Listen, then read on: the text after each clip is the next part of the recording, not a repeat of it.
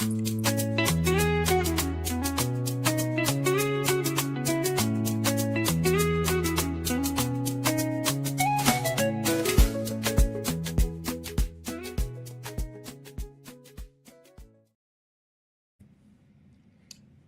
and welcome to Different Perspectives. I'm Paul Ndiho in Washington. We are coming to you live with a breaking news story. History rarely ends with a complete period.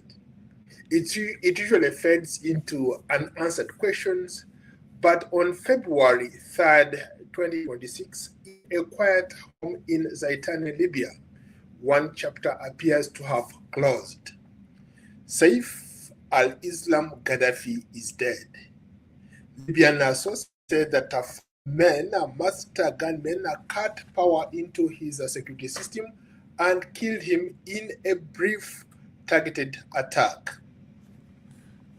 Wow, what does that mean for Libya? Libya has been at crossroads ever since the father was eliminated, Gaddafi was eliminated. We've seen so much happen in Libya. Right now, this is breaking news. We are going to try to unpack this story as we get more information live on air. So this morning I woke up and the headline coming out of Africa was Gaddafi's son, Saif al-Islam, was killed. We don't know what the circumstances that led to his killing, but what we know for sure is that the prosecutors in Libya have launched a criminal investigation into the killing of Saif al-Islam, Gaddafi's last remaining son. Now, for context, for those who maybe haven't been following what's going on in Libya, he was the last surviving son of Muammar Gaddafi, with a serious claim to national power and the final living symbol of a political dynasty that ruled Libya for more than 4 decades. Tonight, on Different Perspectives, we are not just going to report about the death, we will examine what this moment means through maybe 3 lenses, if you will. The failed, I'll start off with as a failed reformer. Of course, or the strong man prophet and the geopolitical reset. Okay, let's dive into at least, let's begin with 2.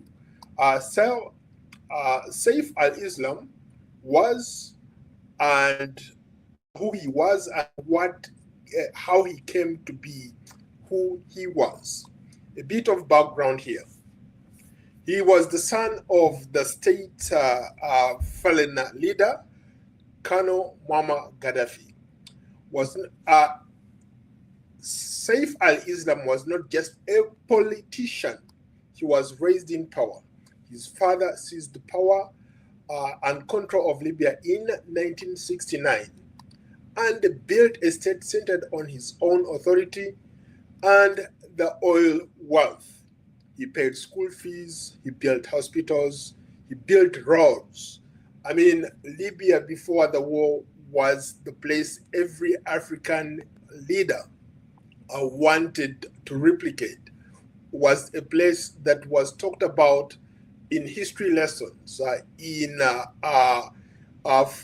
political science classes, as a country that was on the cutting edge of development in Africa.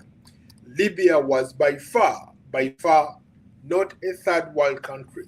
It had all sorts of resources that Gaddafi had put to use. To some extent, he even built a river that was flowing from the coast through parts of the desert, creating livelihoods that these people in the desert did not think about. But for political life, but his political life rather revolved around royalty to the leader and his inner circle. By the later 1990s and early 2000s, Saif al-Islam emerged as a possible phase of transition. He was Western educated. He spoke many languages, including English, French, and Arabic. He cultivated contacts in Europe and in the United States. He helped broker Libya's decision in 2003 to abandon the weapons of mass destruction. I don't know if you guys remember that, but Libya, one of the reasons why the West feared Libya, they thought that Libya had weapons of mass destruction. And yes, Gaddafi had a lot of money. He was in a position to come up with stuff like that. So in 2003, his son, Saif al-Islam, who just got killed, came up with this idea. He wanted to reset the economy, he wanted to reset the country, and he came up with this program. He approached the Western nations, hey, we are willing to put down our weapons of mass destruction, our nuclear programs. They invited in inspectors to come and see what was happening in Libya, and a move that really put Libya back on the world map. It reopened diplomatic relations with the West and ended years of sanctions. Of course, to outsiders, he looked like a bridge between dictatorship and reform, between isolation and reintegration, between the old system and a new Libya.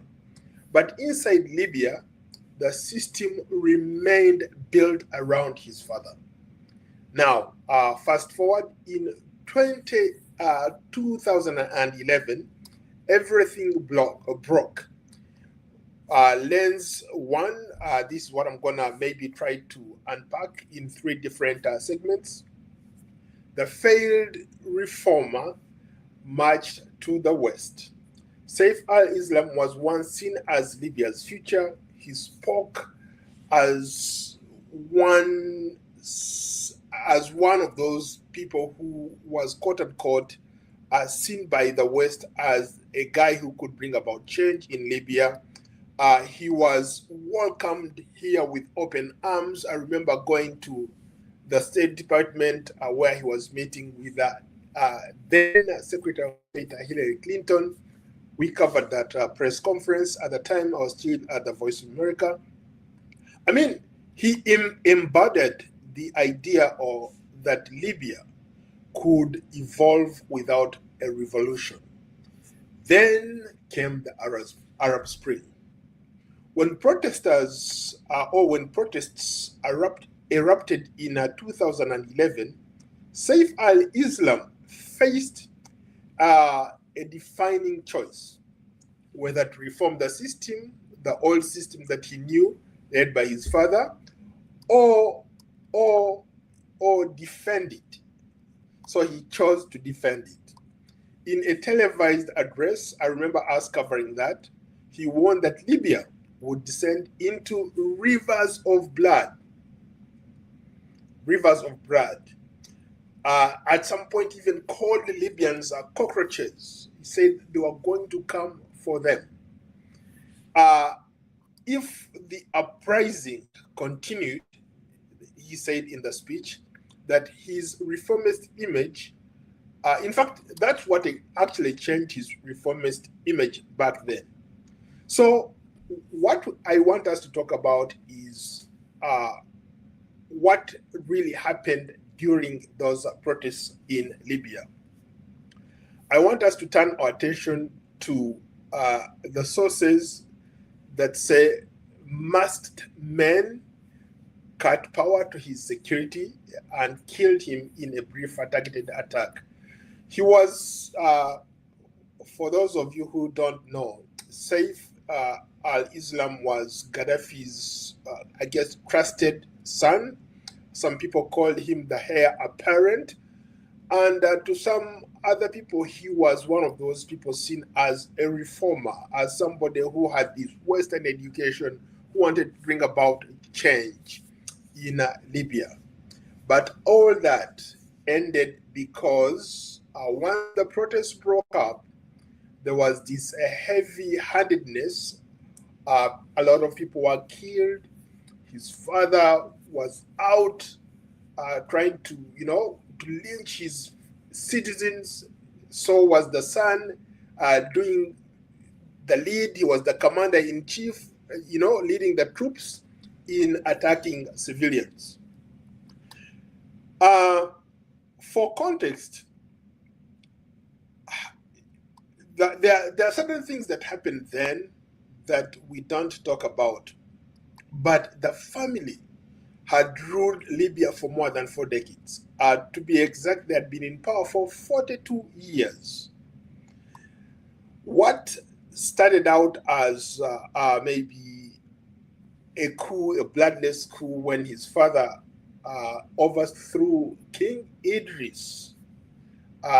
Libya at one point was a monarch, and his father was done. He was a colonel in the army. He led a group of young soldiers, disgruntled soldiers, and they overthrow King Idris. Then the father ruled from 1969 to his death in 2011. Now,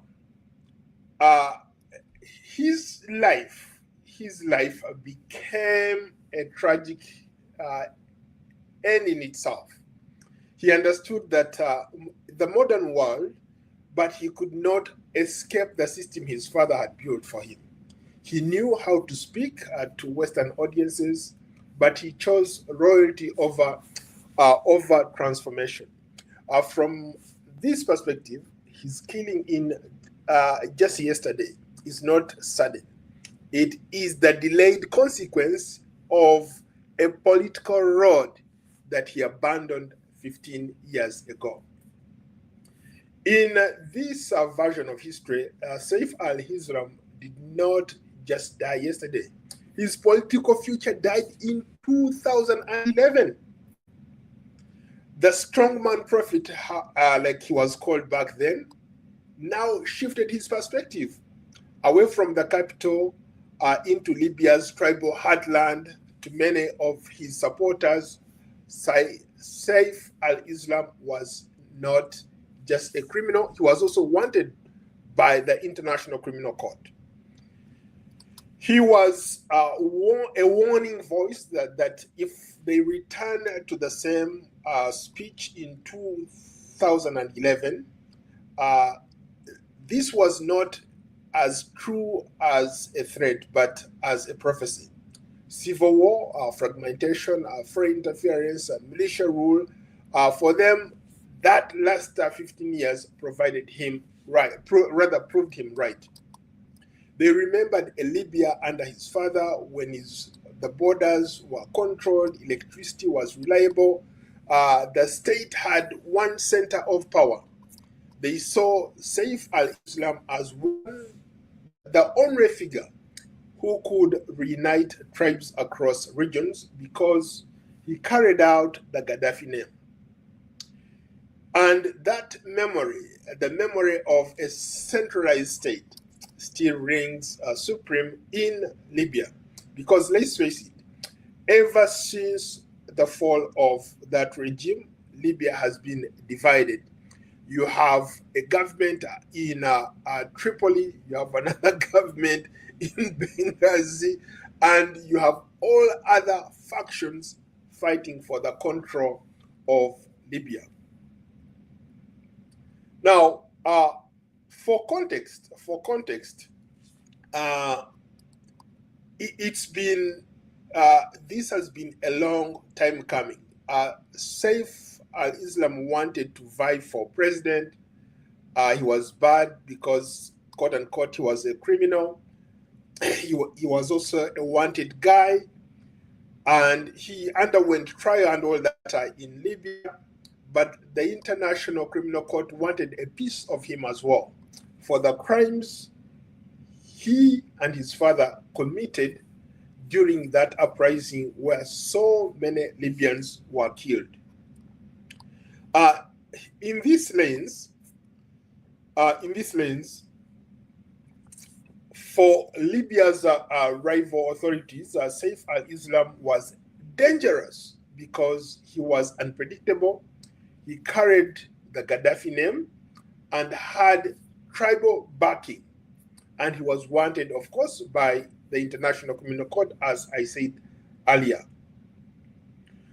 Now, from a Western perspective, Western authorities said that he was a legal and diplomatic problem for them. For Eastern power brokers, he competed for the same nationalist vote base, just like his father, you know. Now, from talking to some people, some analysts, foreign actors, they say that he was leveraging what maybe a lot of people would characterize as a political chessboard. I'll repeat that. When they looked at Saif al-Islam in Libya, being in that realm of Libya, people said he was playing a political chess game. And he had become sort of like a favorite. He was likely to become a major player in the near future. If you look at it even more closely, he had lines of influence. He had money, probably from the loot that him and his father had from the day. He had lined up all these political leaders, tribal leaders, who could help him get to where he was going. And of course, to the opposing sides, you have these rival factions that have been fighting. They saw him as a threat, even though they tried to stop him from vying for political office. Chances are that he was seen as the alternative to the father, because these warring factions have failed to unite the country or to continue what the legacy Gaddafi had put in place for Libya. Today, Libya is in tatters because of this fragmentation.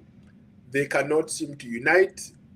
Every faction is fighting for the restoration of democracy,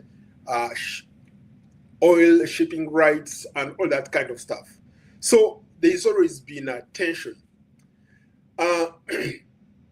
Now, fast forward today, some people ask whether this was strategic or for him to come back into the mix, or is it about the past, or was it about shaping Libya's political future?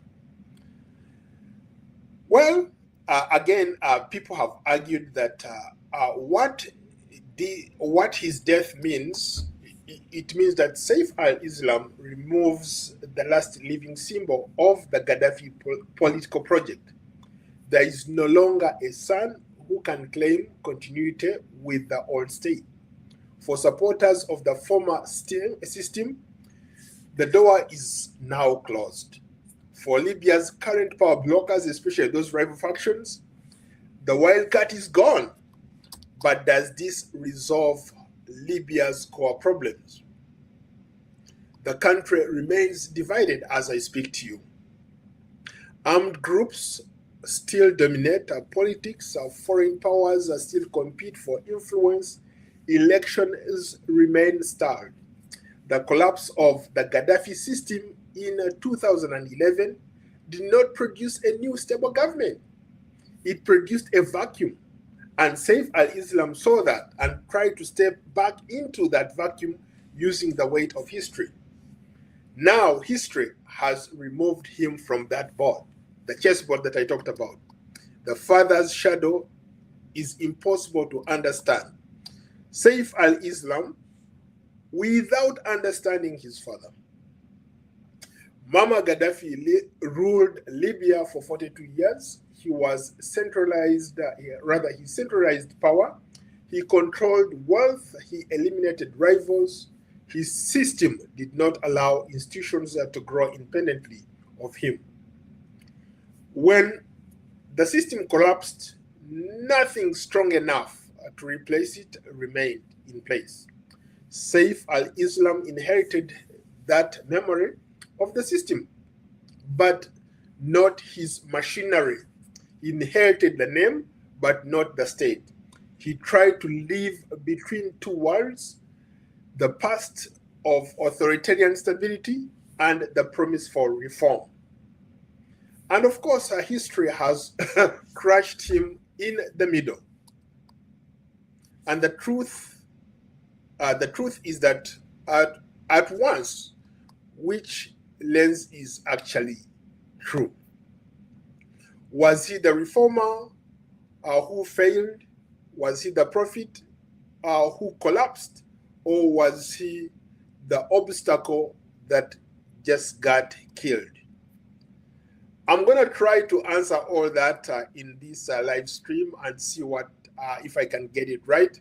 But if I make any mistakes, I'm not a Libya expert. I'm just a reporter who has reported on this country for a very long time. I know bits and I know some nuances, some bits and bits of the story. So using that knowledge, I'm going to relay what I know to you guys. I really think that so many things have been happening behind the scenes. At the same time, you have all sorts of power breakers also playing what I could characterize as fighting for Libya. Everybody wants a piece of Libya. Now, given that Saif al-Islam lived in a shadow of his father, who ruled for more than 4 decades, trying to understand or trying to go between those dictatorships and reform, between tribal and state, and the past is very, very hard. Libya wakes up today without its most famous political son or ghost. But in the instability, he warned is still here. The question is now, who is Saif al-Islam? Who was he as a person? Or what comes after he's gone?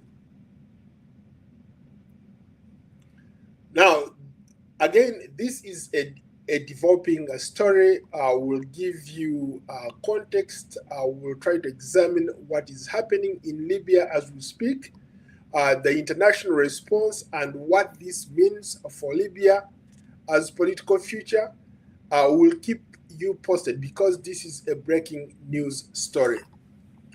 But again, to reiterate what we talked about earlier, I think so many things are going to happen now that Saif al-Islam is out of the picture. Anything is likely to happen. Like I said earlier, history rarely ends with a complete period. It usually fades into unanswered questions. But I just yesterday, February 3rd, in a quiet home in Zintan, Libya, one of those chapters appears to have closed for good. Gaddafi's name is gone. Now, for anybody watching this, I'm just ranting, I'm just all over the place. But just for perspective, there are a lot of African leaders who have held on to power for a very, very long time. What Libya, the example of Libya teaches us is that no matter how well-intentioned you are, no matter how good you are, no matter how many things you do for your people, there comes an end or there comes a time when all the things that you did don't matter, don't mean a thing. Libya, by any measure or standard, was arguably one of Africa's success stories before the war in 2011. Today, Libya is in tatters. Libya has digressed to a third world country because people have been fighting and killing each other. Since the death and the overthrow of Muammar Gaddafi, Libya has never been the same.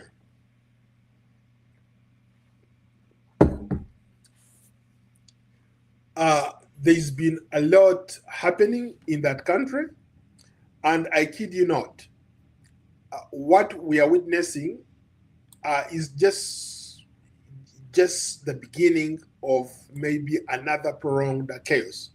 But also, there could be a ray of hope that now that Saif al-Islam is out of the picture, we could see Libya recover, get back to where it's supposed to, because they have the resources, they have the oil, they have natural gas, they have all sorts of things that, any nation that wants to go places, that wants to use those resources, could take Libya to another place, just like Gaddafi had done. I think any leader coming in could use those resources to take Libya to another level. But again, this is something that we don't know what is going to happen now that Saif al-Islam is out of the picture. Let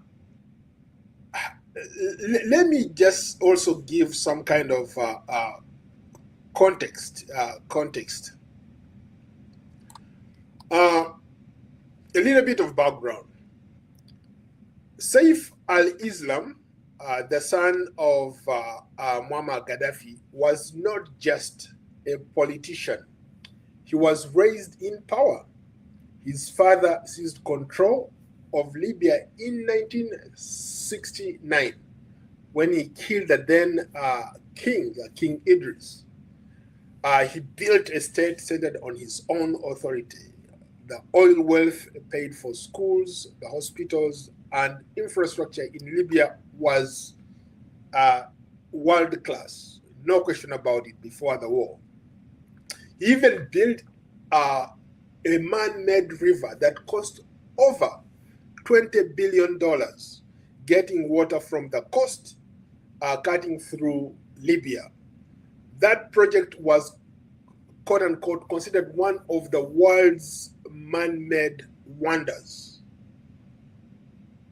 But all that has been destroyed, all that infrastructure that we talked about. I remember before the war, people used to go to Libya for medical tourism. People used to go to Libya for all sorts of things, for tourism and other things, because Libya was seen as a country that had used its resources very, very well. I remember Gaddafi was also fronting the idea of Africa uniting and becoming one country instead of 54 or 55 countries, if you include Western Sahara, into the mix. But of course, that did not materialize. As we all remember, history was not kinder to Gaddafi. He did not see through some of this stuff. But by the later 1990s and in early 2000, Saif al-Islam emerged as a possible face of a transition. He was Western educated. He spoke Arabic, English, French, and many other languages. He cultivated contacts in Europe and America. I remember him coming here to meet the U.S. Secretary of State at the time, Hillary Clinton, and I attended that press conference, covered him very, very well. We tried to get an interview with him, but he declined. But at that point, Libya was seen from at least the Western perspective as a country that was trying to get back from those, from supporting quote-unquote terrorism to becoming a country that people revered, people liked. And all that fell apart because once those protests started, the ones that started in Tunisia, what became to be called as the Arab Spring, it took out the leader there, Ben Ali, fled, went to Egypt. Hosni Mubarak, who had also been in power for a very long time, was taken out by the protesters. It came down to Libya. Libya initially resisted. They fought hard until NATO stepped in. And one of the things, what I remember President Barack Obama talking about was that one of the things that he regretted, I think he even wrote it in his book, was the killing of Libyan leader Muammar Gaddafi. He said that was one of the lowest points of his presidency. Why? Because once they eliminated Gaddafi, Libya just disintegrated into chaos. Today, Libya is divided along tribal and different militia groups. You have a government in Tripoli, you have a government in Benghazi, you have other factions who control different regions. So Libya has never really recovered from the overthrow and the unfortunate killing of Muammar Gaddafi. But before all that happened, I think Libya made a move to reopen diplomatic relations with the West that ended years of sanctions. I remember then British Prime Minister Tony Blair visiting Libya. He visited Libya. So was the former Italian Prime Minister Berlusconi, who also died. Condoleezza Rice, at the peak of the Bush presidency, also went to Libya. And so many other things happened, Libya was seen by most as a country that was doing very, very well compared to other people. Now, fast forward, this whole thing has kind of changed, but it is what it is.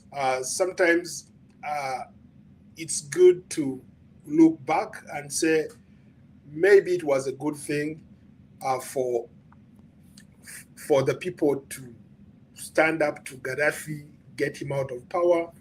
Maybe it was a good thing for NATO to get involved. But did that solve the problem? I don't think that did, because to outsiders, he looked like, when you talk about Islam, Saif al-Islam, to outsiders, he looked like a bridge between dictatorship and reform, between isolation and reintegration, between the old system and the new Libya. But inside Libya, the system remained built around his father. And in 2021, everything, like I said earlier, broke down. So if I'm looking at it from that lens, the failed reform to march to the Western style, Saif al-Islam was the face of that. Once that failed, he resorted to what he knew best. He decided to defend what his father had built, which was ironic because initially he spoke of a modern civil society in Libya, opening up the space for people to express their views, for people to go about their business, for a free press, for a reformed government that was a government of the people, for the people, by the people. Unlike what his father had done for 40 plus years, where it was a government for him, by him, for his people. The people of Libya were not part of, quote unquote, that government. Everything came top, it was a top-down approach. But so this son of his came through, wanted all that changed. He spoke very highly of a modernized Libya. He spoke of gradual political change. For a time, he embodied the idea that Libya could evolve without a revolution. Then, of course, again came the Arab Spring. When those protests erupted in 2011, Saif al-Islam faced a defining choice. whether to reform the system or defend it. So he chose to defend it. I remember watching, I think from some of my archives, you'll see a video where he was wearing like a green shirt, waving to the crowd. I remember him saying one of the things that stood out at that time, he gave this fierce speech. He warned that Libya would descend into rivers of blood. What that meant, I can't tell you, but a lot of people have interpreted that to mean that he said that if people protested against his father's government, they were going to literally kill those people. And that's, quote unquote, the rivers of blood would be blood of Libyans flowing the streets of Tripoli, Benghazi, Sirte, all these other places that, that we talk about in Libya. And I think that speech that he gave ended his reformist image just like that. Because once he gave that speech, then he stopped becoming the quote unquote the heir apparent to rather this was so violent. Everybody started running away from him. The International Criminal Court issued an arrest warrant.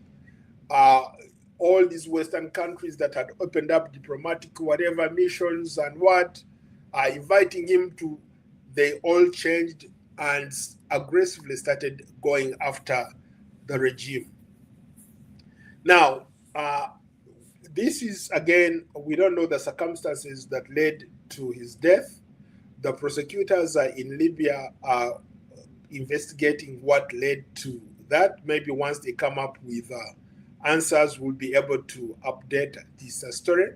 But as we speak, this is what has happened. From what we know, the gunman, the four masked gunmen, cut power into his security system and killed him in a brief and targeted attack.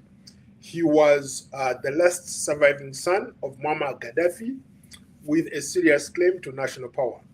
And of course, the final living symbol of a political dynasty that ruled Libya for more than 4 decades. Again, we are streaming this live on all social media platforms.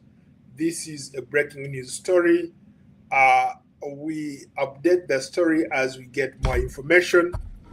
But I'm Paul Ndiho, and this is Different Perspectives. It's been fascinating reading about Saif al-Islam's story. His life became a tragedy of lost potential. He understood the modern world, but also could not escape the system that his father had built. He knew how to speak very well. He was he was a very, very smart guy. Obviously, he had benefited enormously from his fathers. He went to some of the best schools. He attended some of the best elite universities. So he was, one of those kids, a rare gem that, that you find. Not obsessed with power until the later days of his father's presidency. And a lot of people looked up to him as the heir apparent before his father died. But what is fascinating about the rise and fall of the Gaddafi family is that for him, he chose royalty over transformation. I kid you not, if he had chosen maybe to ignore the noise and just focused on trying to bring about changes in Libya, he could still be alive. Maybe the dynasty could still be alive. Because when I've talked to Libyans who live here, or Libyans that I've met all over Africa, they talk about what Gaddafi did for them. Yes, he was a benevolent dictator. He denied them like press freedom, all these rights that we here in the West talk about. But for sure, he did some remarkable things for Libya. Libyans had free education, free healthcare. And when I'm talking about healthcare, I'm not talking about substandard healthcare. I'm talking about first grade or first class healthcare. He had free housing. Most Libyans lived for free. They didn't have to worry about their electricity. They didn't have to worry about paying rent in some cases. If you're a young person, you wanted to get married, guess what? The state paid for you to get married. I mean, this guy built infrastructure. Before the war, Libya was touted as one of the best countries on the continent to visit.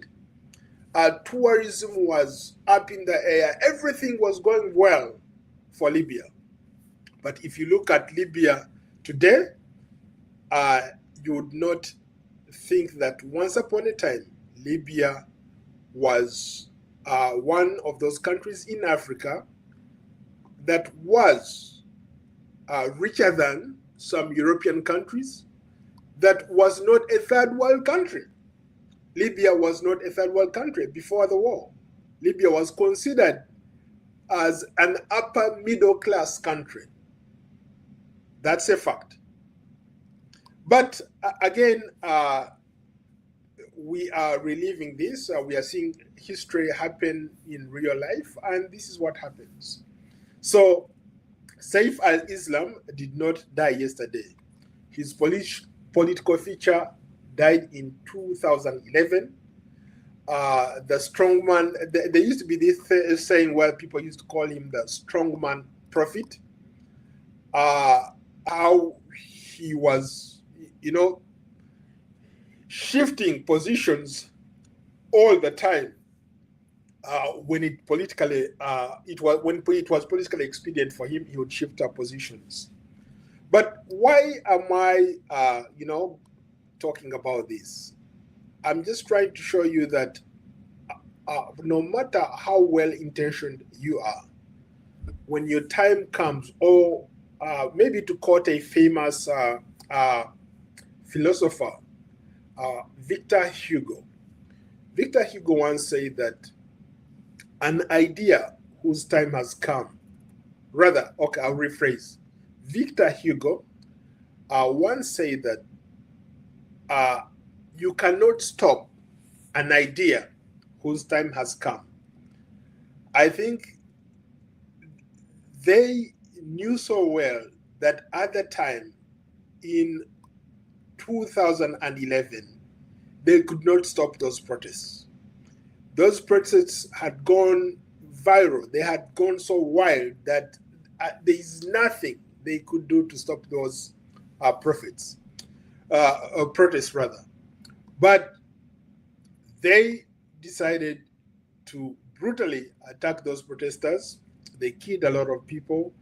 And to this day, they paid a heavy price. The father was killed, all his siblings were killed, and just yesterday, the only surviving son of the late leader, Muammar Gaddafi, Saif al-Islam Gaddafi, was shot, was killed, and that marks a tragic end of a chapter, of a legacy, of a dynasty that ruled Libya for more than 4 decades.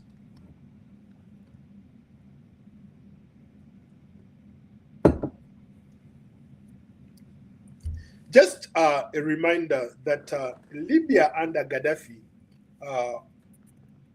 all the borders were controlled, electricity was reliable, the state had central power. They saw Saif al-Islam as the only figure who could unite tribes across regions and carried out the Gaddafi name and the memory of a centralized state. From this view, his death is not justice. It's political elimination. Think about it. The people who took out Saif al-Islam Gaddafi did not want him competing with them for political power because, like I said, he has all these people behind him. He had all these people behind him who think that Gaddafi could actually be the only person left in that country to control Libya. Of course, they have eliminated him, they have taken him out, so that also changes everything. The other interesting perspective that I want to maybe to touch on is that Saif al-Islam did not just die yesterday. He did not die as a fugitive, because at some point he was running for his life after the fall of the father. He disappeared and then remarried as this rebranded guy. Was tried in the local courts. They did whatever they wanted to do to him. He survived the war. So he came back prepared to vie for office, to get into the mix. But of course, the system stopped him. But that did not stop the idea. Again, going back to the idea whose time has come, he believed that he was the person who could take Libya to the next level because of what has been happening. But as you know, Libya right now, as we speak, is a war zone. Any place you go into Libya is a war zone. You have factions fighting and killing each other.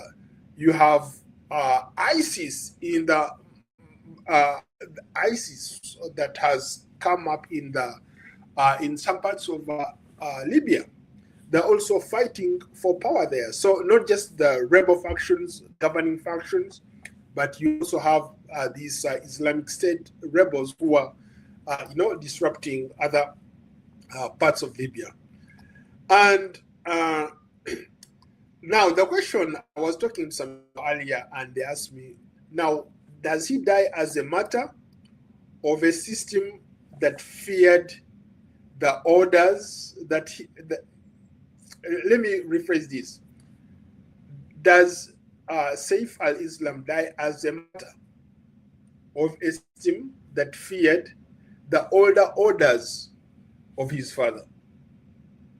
Or does he die as somebody who could have set the geopolitical button,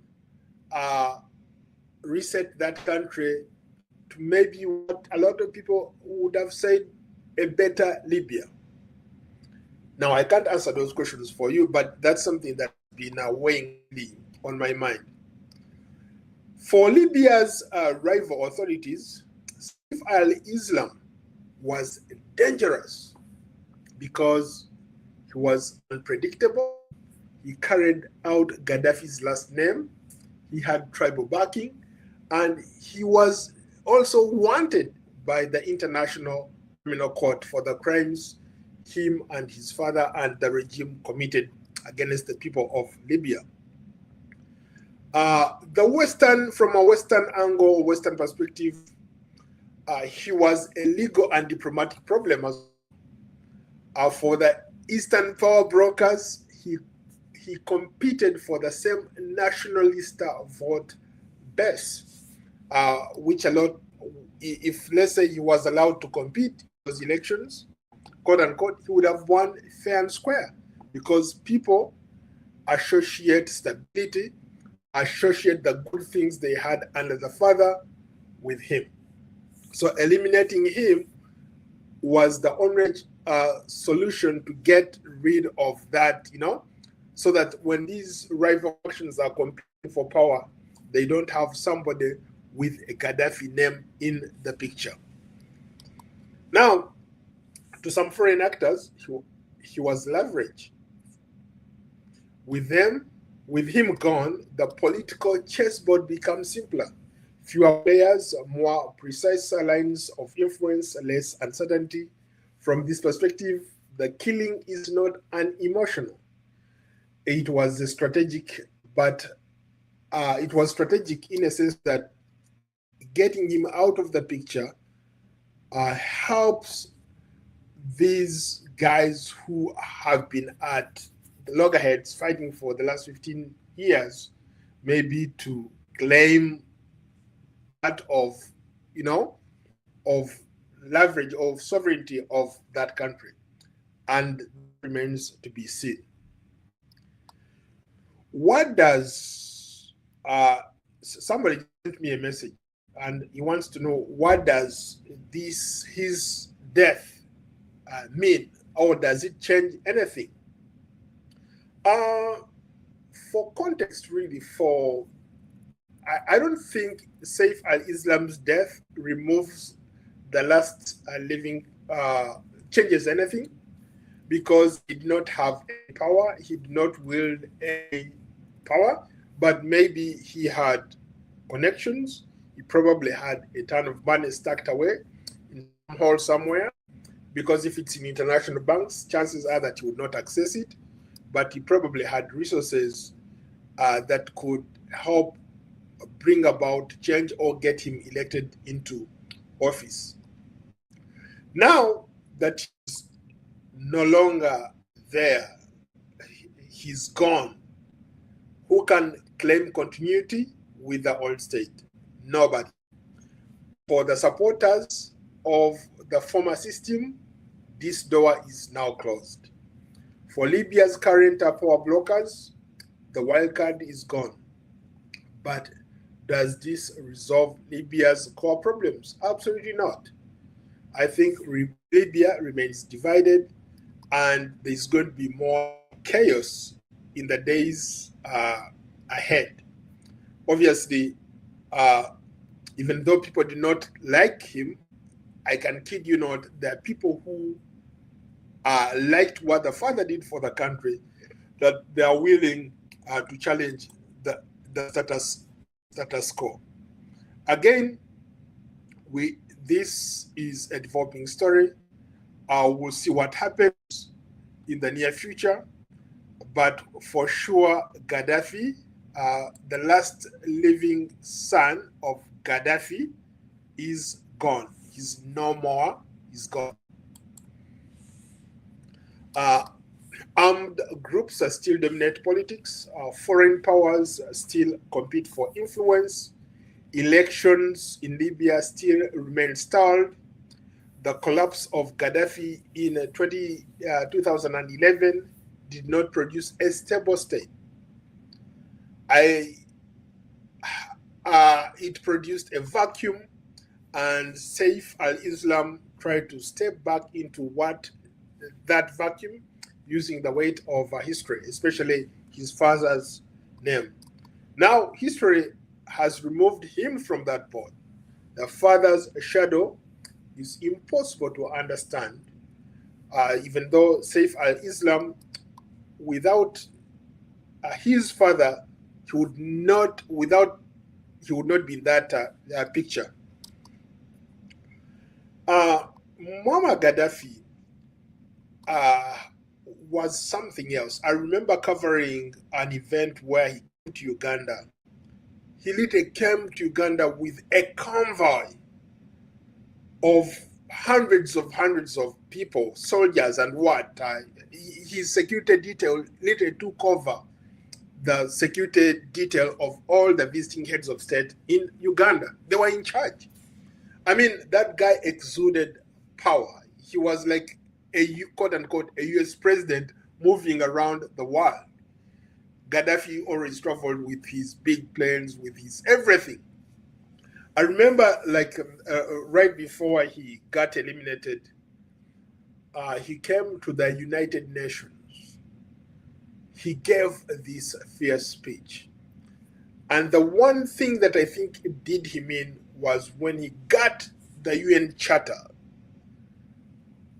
read through it, threw it on the wall, and the rest he tore it in front of world leaders. That image alone, I think world leaders not like that. They thought, even though they had opened up a door for this guy, he was a wild cat. They could not, control him. So that event in itself probably led to the demise of Muammar Gaddafi. So I was saying earlier that he ruled Libya for 42 years. He had centralized power. He controlled wealth. He eliminated rivals. His system did not allow institutions to grow independently from him. When that system collapsed, nothing strong enough was there to replace it. Saif al-Islam inherited the memory of that system, but not its machinery. He inherited the name of his father, but not the state. He tried to live between two worlds, the past of authoritarian stability and the promise for reform. And of course, history has crushed the Gaddafi name for good. And for any leader who is really watching, for anybody watching this, there is a lesson to be learned from the Libyan example. You have these leaders, quote unquote, in some cases they are good leaders, but they have overstayed their welcome. You have people who like them and people who don't like them. So this could be a great lesson. Gaddafi, all his life, fought for Libya. He uplifted Libya from almost the bottom. He brought it up to a middle-class country.